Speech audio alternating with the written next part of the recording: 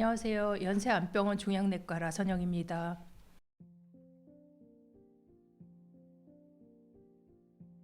위암이 이제 지난 15년, 20년 사이에 많이 줄고는 있지만 아직도 굉장히 암 발생 순위로는 높습니다. 그래서 과거에는 이제 위암이 18년까지 1위를 하다가 지금은 이제 3위로 내려갔는데 3위지만 이 퍼센트를 좀 보시면 저희가 이렇게 치명적이라고 하는 갑상선은 빼고요. 폐가 2위고 위가 3위고 대장암이 4위인데 이게 11.8%, 11.6%, 11.4% 거의 비슷합니다. 그러니까 이 세 개의 암종이 거의 비슷한 그 인시던스로 발생을 한다는 거고, 그러기 때문에 1년에 거의 2만 명 이상의 신환이 발생을 하는 거죠. 그리고 발생만이 아니고 이제 암 관련한 사망 순위로도 보면 아직은 폐암이 가장 이제 많고요. 발생도 점점 늘어나고 있는데 위암이 아직도 9%로 이 사망 4위입니다. 그러면 헐투 양성 위암이 뭐냐라고 하면 이제 우리 암세포의 기본 특성은 정상세포가 어떤 이유로 인해서 나쁜 세포로 캔서셀로 말리그넌트 트랜스포메이션이 되게 되는데, 이렇게 트랜스포메이션이 되면 세포가 일정 시간이 지나면 이제 분열을 멈춰야 되는데 계속해서 분열을 하는 거죠. 그래서 분열해서 끝없이 세포가 늘어나니까 덩어리가 만들어져서 그게 튜머가 되고 캔서가 되는데, 이렇게 세포를 계속 자극을 해서 분열을 해라라고 주는 시그널을 주는 것 중에 가장 대표적인 게 헐투입니다. 그래서 이 헐투라고 하는 표적이 액티베이션이 되면 이게 원인이 없이 계속해서 세포 분열을 하게 되는 거죠. 그럼 이제 헐투가 얼마나 위암에서 많으냐라고 했을 때 단백질의 과발현, 지금 이건 단백질을 본 거고요. 단백질의 과발현 약 15% 정도 되고 그 안에 유전자까지 증폭이 되어 있는 경우는 약 10% 됩니다. 그래서 10 내지 15%, 뭐 12 내지 15% 얘기하고 있고요. 그리고 이제 이 헐투는 먼저 발견이 된 게 유방암에서 발견을 했습니다. 그래서 유방암에서도 이렇게 중요하게 예후가 좋지 않고 그래서 좋은 표적이다라고 해서 표적 치료제가 개발이 됐습니다. 문제는 유방암에서의 이 헐투 타겟하는 표적 치료제 굉장히 잘 듣고 그 다른 약제와도 병용했을 때 효과가 굉장히 좋고요. 근데 이제 위암의 경우는 잘 안 듣는다는 거죠. 그래서 왜 그럴까 하고 봤더니 이게 지금 오른쪽 위암의 한 예를 보여주는 건데, 같은 환자의 한 조직 검사에서 한쪽은 헐투가 음성이고 한쪽은 헐투가 양성입니다. 그러니까 이 암이라고 하는 거는 세포 하나가 아니고 되게 많은 세포들이 뭉쳐져 있는 건데 이 부위별로 헐투의 발현이 다르다는 거죠. 그래서 우리가 헐투가 발현을 한다고 생각하고 헐투 표적 치료제를 쓰면 이쪽 헐투가 음성인 부분은 약제 효과가 없어지게 됩니다. 그래서 위암 같은 경우는 항상 독성 항암제와 병용 치료를 해야 효과가 있는 게 아주 중요한 원칙입니다. 그리고 이제 이런 부위별로 다른 것뿐만이 아니고 항암 치료를 하다 보면 암세포들이 변화를 하죠. 그래서 치료를 하고 나면 다시 내성이 생기면서 이 헐투가 없어지고 분열을 계속하는 경우도 생깁니다. 그래서 부위별로 시기별로 변화하는 이 이질성 때문에 위암에서는 헐투의 표적 치료제가 아주 잘 듣진 않았다라고 하는 게 굉장히 중요합니다. 그래서 이걸 정리를 해보면 4기 위암은 1차, 2차, 3차 치료를 하게 된다. 그런데 우리가 헐투 양성인 경우에 항암제와 트라투즈마브 1차 치료를 하는 게 이제 2010년에 처음 데이터가 나오고 이게 표준 치료가 된 거죠. 그래서 그동안 10년 동안에 이 헐투를 타겟으로 하는 다른 약들을 계속 개발을 합니다. 그래서 펄투즈마브라는 약도 하고 그 다음에 그 라파티닙이라는 표적 치료제도 하고 했는데 계속 실패를 합니다. 그런데 이제 2020년이 돼서야 거의 10년이 지나서 이 에너투라고 하는 새로운 약이 나와서 저희가 헐투 양성인 진행성 위암에서 1차 치료로는 잘 치료가 됐지만 치료약이 없었던 2차, 3차에서도 치료할 수 있는 기회가 생기게 됐습니다.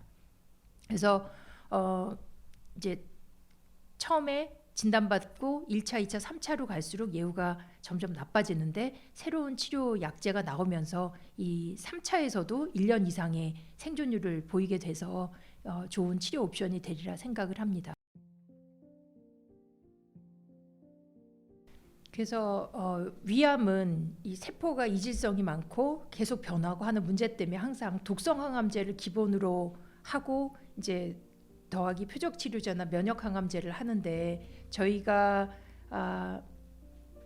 독성항암제하고 표적치료제를 합친다 보니까 이게 이제 여러 가지 문제들이 생기는 거죠. 그래서 역시 생물학적 기술이 발전하면서 생기는 거가 이제 새로운 약제들이 개발이 되게 됩니다. 그래서 우리가 안티바디 드럭 컨주게이트라고 해서 안티바디에 우리가 원하는 약을 같이 붙이는 그러한 기술이 만들어지게 됐습니다. 그래서 저희가 사용하는 헐투 양성인 환자한테 트라주주맙이라는 이 표적 치료제가 잘 듣고 있고, 이 표적 치료제는 말 그대로 헐투가 있는 데만 가서 이 세포에 붙어서 그 세포를 죽이게 하는 기전인데, 이거는 항체만 돼 있기 때문에 세포를 죽이는 데는 한계가 있는 거거든요. 근데 이제 여기다가 우리가 원하는 드럭, 이때의 드럭은 사이토톡식 에이전트입니다. 그래서 우리가 세포에다가 이 헐투가 양성이면 이 항체가 가서 붙은 다음에 그 안에 달라붙어 있는 항암 독성 항암제를 세포 안에 딜리버리가 가능하게 되는 거죠. 그래서 이제 이러한 ADC가 여러 가지가 디벨롭이 됐는데, 우리 위암에서는 헐투가 양성이니까 헐투를 표적으로 하는 트라주주맙에 여러 가지 약제를 붙이게 됩니다. 그래서 이 약제를 붙이는 기술들이 지난 10몇 년 동안 계속 발전하면서 여러 가지 약제들이 어떻게 하면 이게 효율적으로 딜리버리 할까, 효율적으로 암세포에만 들어갈까를 고생을 하고 고민을 해서 만들어진 약이 이 에너투라는 약입니다. 그래서 여기에 들어있는 약은 위암에도 쓰고 대장암에도 쓰는 토포 아이소모레이즈 이니비터 계통인데, 이거를 보통 저희가 항암 독성 항암제를 주사를 할 때 하나밖에 못 쓴다라고 하면 8개가 이 표적인 안티바디에 같이 붙어 있습니다. 그러니까 쉽게 말하면 이 항체가 헐투를 찾아서 그 헐투가 있는 세포에 붙게 되면 이게 이제 안으로 들어가게 되고, 그때 이 8개의 독성 항암제가 그 세포에 다 딜리버리가 된다는 거죠. 그래서 굉장히 고농축된 독성 효과를 나타나게 되는 것이고, 지금까지 독성 항암제를 쓸 때 문제점인 부작용이 이 암세포 말고 다른 정상세포에 영향을 주는 것인데, 그러한 영향 주는 것을 극소화해서 우리가 헐투 표적인 세포에만 강력한 세포 독성 항암제를 전달한다는 거죠.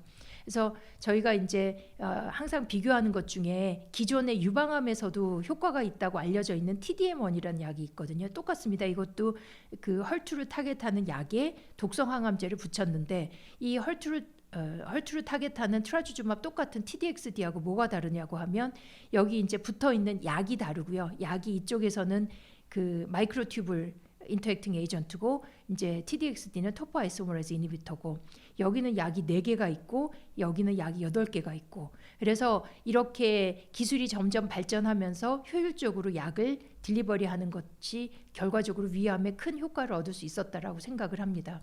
이제 여기서 또 중요한 게 이 TDM1과 TDXD의 차이기도 한데요. 이 세포가 있고 거기 표적이 있으면 트라주주맙이 붙게 되겠죠. 그리고 여기는 보시는 것처럼 TDXD는 트라주주맙에 8개의 약이 있습니다. 그래서 이 약이 세포 안으로 인터널라이제이션이 되면 이제 거기서 요 페일로드라고 하는 그 SN38 같은 토포 아이소모레이즈 이니비터가 이제 떨어져 나오면 이 세포를 죽이게 됩니다. 그런데 이 세포가 죽게 되면 이 세포가 터지겠죠. 그러면서 요 약들이 인접한 주변에 우리가 말하는 튜머 마이크로 인바이러먼트라고 하는 대로 이렇게 릴리즈가 되게 되면 주변에 있는 세포로, 또 이거는 항암제이기 때문에 들어갈 수 있습니다. 그런데 아까 위암에서는 이질성을 설명을 드렸는데, 한쪽에는 헐투가 양성이지만 바로 옆에 있는 세포가 헐투가 없으면 사실은 이 TDXD가 가서 작용을 못 하는데, 이 나와 있는 TDXD에서 릴리즈가 된 토포 아이소모레이즈 이니비터가 옆에 있는 캔서셀도 같이 죽인다는 거죠. 그래서 이걸 바이스탠더 이펙트라고 하고, 이것 때문에 이질성이 있는 경우에 효과가 있다라고 해서 훨씬 TDM1보다 더 좋은 효과를 보이고 있습니다. 그리고 이제 계속 말씀드리지만 이거는 항체와 독성 항암제가 같이 됐기 때문에 기존에 우리가 독성 항암제에다가 트라주주맙을 병용하는 것과 유사한 효과를 낼 수 있을 거다라고 기대를 하는 거죠.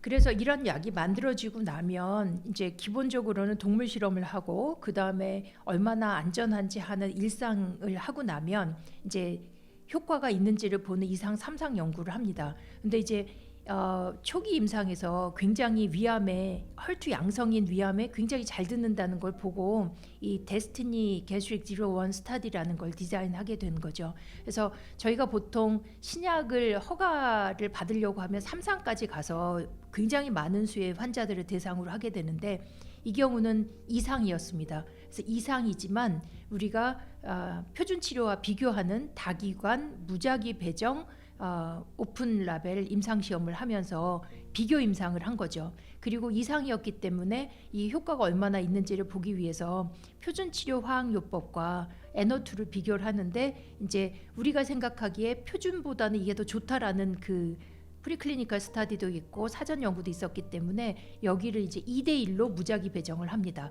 그래서 우리가 국소 진행성 또는 전이성 헐투 양성 위암이 일단은 표준 치료를 받아야 되기 때문에 표준 치료라고 하는 2차까지 한 환자들에서 이제 3차 치료를 하려는 환자들 또는 4차 치료를 하려는 환자들 중에서 이 2대1로 무작위 배정을 해서 NO2와 표준 치료 화학요법을 비교를 한 겁니다. 그래서 이때 이제 우리가 중요하게 생각하는 거는 튜머가 얼마나 줄였냐라고 하는 Objective Response Rate과 그다음에 Overall Survival을 같이 보게 됐습니다. 이 연구는 이제 저희 한국하고 일본이 주가 돼서 이건 아시아 연구였고요. 아까도 말씀드렸던 것처럼 아시아하고 웨스턴은 치료 방법이나 아웃컴이 많이 다르기 때문에 이 외국 같은 특히나 미국이나 이런 데 같은 경우는 3차, 4차 치료를 하는 환자들이 많지 않습니다. 그 전에 대부분 돌아가셔서. 근데 이제 우리나라나 일본은 치료를 잘 하다 보니까 이제 3차, 4차 하는 환자들이 있어서 일본과 우리나라가 참여를 해서 이제 일본에서 약 80% 환자가 들어갔고 우리나라에서는 약 20% 환자가 등록이 됐습니다. 그래서 두 군으로 비교를 해보면 이 표준 항암 치료군과 NO2를 사용한 환자가 거의 비슷한 이제 그 지역적으로도 그다음에 ECOG 퍼포먼스로도 그다음에 위치로도 거의 비슷한 패턴을 보이고 있고요. 2차 이상을 한 환자가 반 정도 되고 3차 이상을 한 환자가 30% 됩니다. 그러니까 이 얘기는 이제 굉장히 많은 환자들이 이미 표준 치료를 다 받고 전신 상태도 그렇고 병도 굉장히 내성이 많이 생긴 그런 상태에서 치료가 됐다는 거죠. 그래서 이제 결과를 보니까 반응률이 표준 치료 화학요법은 14%인데 지금 NO2는 50%가 넘습니다. 그러니까 제가 아까 이제 설명했을 때 그냥 보통 표준 치료로 3차, 4차에서는 10%가 가까이 된다라고 하는 게 이게 보통의 데이터인데 지금 여기는 3차, 4차, 5차에 치료를 하는 환자들에서 반이 반응을 했고 굉장히 그 종양 사이즈도 줄고 덩어리가 줄으니까 이제 환자들의 퀄리티 오브 라이프도 좋다라는 걸 우리가 보게 됐고요. 그다음에 이제 얼마나 이 약이 반응을 하게 되면 잠깐 줄은 다음에 효과가 없어지면은 그거는 생존율에 영향을 안 주는데 그 듀레이션 오브 리스폰스를 봤더니 이 표준 치료를 받은 데는 4개월이 안 되는데 이 NO2를 사용한 그룹은 11개월이 넘습니다. 그러니까 일단 반응을 하면 그런 상태로 11개월까지 유지가 된다는 거죠. 그래서 계속 말씀드리는 게 이 연구는 3차 이상의 환자를 대상으로 했기 때문에 평균 치료가 이 평균 수명이 남아있는 수명이 6개월이 안 되는 환자였는데 치료의 반응이 50% 이상 되고 10개월 이상 치료를 할 수 있는 그런 효과를 보이는 게 굉장히 고무적이었고 그래서 이제 오버올 서바이벌을 보니까 표준 치료는 8.4개월인데 우리 그 NO2를 사용한 그룹은 12.5개월이 나왔습니다. 그래서 3차, 4차를 한 환자들에서 1년 이상 그 순간부터 1년 이상을 더 살았기 때문에 이제 전체적으로 처음 진단부터 보면 사실 이 환자들이 2년 이상 산 것처럼 굉장히 긴 서바이벌 베네핏을 보였습니다. 그래서 이게 이상이고 환자 수가 200명이 안 되지만 워낙 이 효과가 뚜렷하기 때문에 이 결과를 가지고 미국에서도 일본에서도 한국에서도 이제 진행성 위암의 2, 3차 치료를 받은 환자들에서 이 효과가 있다라고 인증을 받게 되었습니다. 그래서 이제 약을 썼을 때 그 약을 쓰고 얼마나 병이 진행되지 않는 기간이 이제 프로그레션 프리 서바이벌이라고 하는데 우리가 항암 치료를 한 경우는 3.5개월이고 NO2를 사용한 경우는 5.6개월. 그러니까 이 질병 진행이 되는 거를 50% 이상 감소시켰다는 걸 볼 수 있습니다. 이제 그 다음 숙제가 이제 얼마나 안전하냐라는 거죠. 이 약이 트라주즈맘만 있는 게 아니고 거기 독성 항암제가 붙어 있기 때문에 저희가 그 부작용에 대해서도 많이 컨선을 하면서 좀 지켜보고 있는데, 결국은 독성 항암제가 많이 들어갔기 때문에 비슷한 독성 항암제와 비슷한 부작용을 나옵니다. 그게 제일 심한 게 느글거리는 거, 설사, 구토, 변비. 그 다음에 이제 골수 기능 장애, 본메로 서프레션입니다. 그래서 아네미아, 뉴트로피니아, 트롬보사이토피니아들이 있는데 표준 치료에 비해서 약간은 늘어나지만 그레이드 3, 4가 비슷합니다. 그래서 30% 한 10% 정도 늘어나는 경향이고, 그다음에 이 경우에 이러한 부작용들은 사실은 항암 치료를 하는 의사들은 다 알고 있어서 저희가 예측이 가능하고 조절이 가능해서 큰 문제가 없이 이 치료 때문에 환자분이 돌아가시거나 하는 경우는 없었습니다. 근데 이제 이 약의 특징적으로 생기는 부작용 중에 하나가 이게 간질성 폐질환이라고 합니다. 그래서 이 폐렴이 생기는데, 그래서 이러한 표적 치료제를 사용할 때 이런 ILD가 많이 발생을 하는데, 에너투도 저희 125명 중에서 약 12명이 발생을 했고, 그런데 이제 다행히 1, 2등급, 대부분은 1, 2등급이어서 저절로 회복이 됐고요. 3등급, 4등급이 1명씩, 2명씩 있었습니다. 그래서 그리고 이것 때문에 돌아가신 분은 없었고요. 그래서 이 간질성 폐질환은 오래 사용하면 할수록 늘어나고, 저희 환자들은 지금 뭐 길어야 이제 1년이 안 되기 때문에 이제 그렇긴 한데, 유방암 같은 경우는 조금 더 발생하는 걸로 돼 있고, 저희가 이 TDX들을 사용할 때 중요하게 봐야 될 거는 이 폐렴이기 때문에 처음부터 환자에게 설명을 해주고 이 폐와 관련돼 있는 증상이 있는지를 잘 매번 물어봐야 되고요. 그다음에 내원을 하셨을 때는 일반 체스트 엑스레이도 찍지만 3개월에 한 번 정도는 저희가 그 CT를 찍어서 증상이 없는 이러한 ILD가 있는지를 보는 것도 굉장히 중요합니다. 이제 대개 이 ILD가 걸릴 때까지의 시간을 보면 평균 그 미디안 값으로 84일이니까 한 3개월 정도 썼을 때 가장 많이 중간 값으로 발생을 하기 때문에 저희가 보통 권하는 거는 2, 3개월에 한 번 정도는 CT를 찍어보고, 그 다음에 이제 증상이 없을 때는 계속 진행을 하는 걸 권하고 있습니다. 그래서 정리하면 전이성 위암에서 1차 치료하고 2차 치료, 3차 치료하면서 이 미디안 오버올 서바이벌이 계속 감소하는데, 이 에너투라는 약은 3차 치료인데도 5개월이 아니고 이제 12개월이 나왔다는 거, 리스폰스 레이시 11%가 아니고 51%가 나왔다는 거. 이것 때문에 저희 환자들이 1차 치료 때 항암제와 트라주즈맙을 쓰고 2차는 표준 치료를 하고 그 다음에 이제 다시 계속 치료를 할 수 있는 경우가 됐을 때는 이 에너투가 굉장히 중요한 치료가 되겠습니다.